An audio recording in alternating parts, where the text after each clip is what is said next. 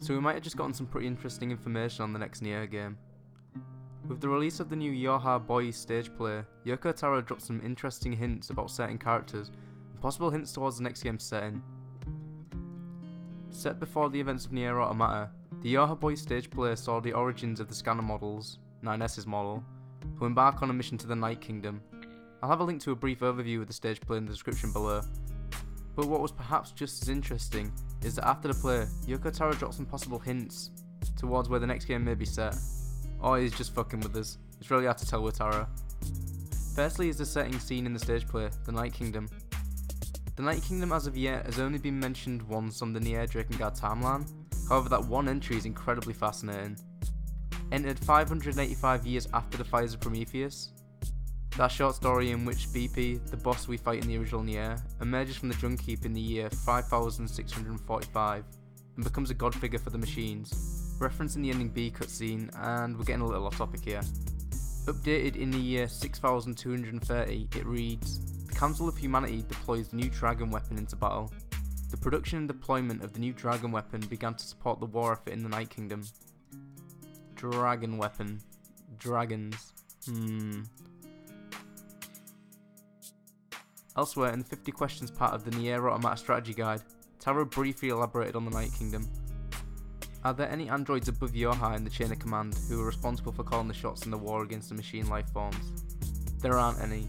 Yorha, resistance members, other androids from the orbital bases, as well as the androids fighting in the Kingdom of Night are all equal below the Council of Humanity. This is the region of the Earth that's permanently night, which includes North and South America. And the big drop that Yoko Taro gave after the stage play is that Accord is currently there. If anyone who hasn't played Drakengard 3, you know about as much as we do about her. Spoilers for a 5-year-old game. Said to be a recorder from the old world, Accord is an android time traveller sent to observe singularities through time. In Drakengard 3 she narrates the events of Zero's story, as she works to try and find the best ending. At the end of the game's ending D, she eventually interferes with events, sacrificing herself to help Zero destroy the flower.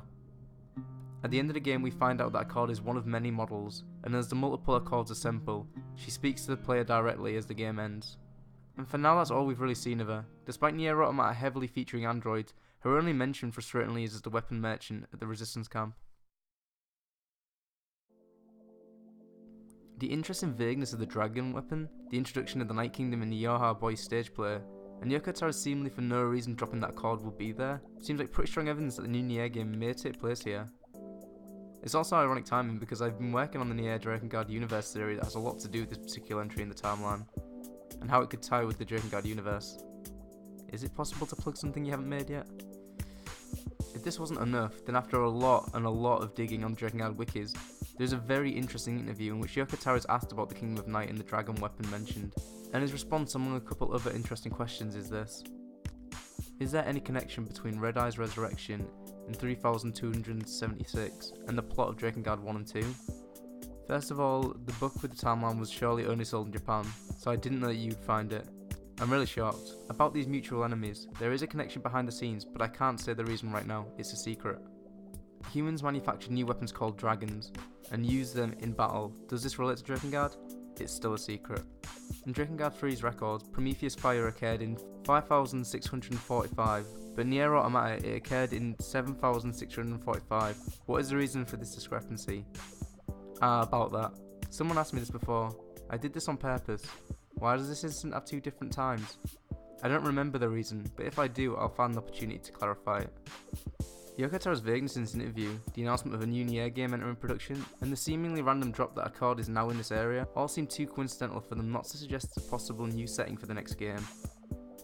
Then again, we're talking about a man who wanted to make Drakengard 3 a game called Drakengard 4, in which you search for the missing game Drakengard 3 in a modern day high school setting, and can summon your dragon with a cell phone. So basically it's impossible to really expect anything from Yoko Taro.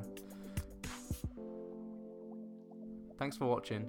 As a Drakengard and Nier fan since the original Nier, I get how hard it is to find and make sense of a lot of the random hints and reveals that slowly trickle out of Japan and Yoko Taro's sadistic brain. I remember back in the years after Drakengard 3, where the plot for the new Nier was basically revealed in a CD case and a play that Taro seemingly did at random. The word auteur definitely applies here. As I briefly mentioned in the video, I'm currently working on the Nier Drakengard theory that ties the whole series together, and this new information really adds some fuel to the fire. Nier and Drakengard is my favourite video game franchise, and I'll take any excuse to talk about it. So if you want more Yoko Taro content in your life, subscribe, and thanks again for watching.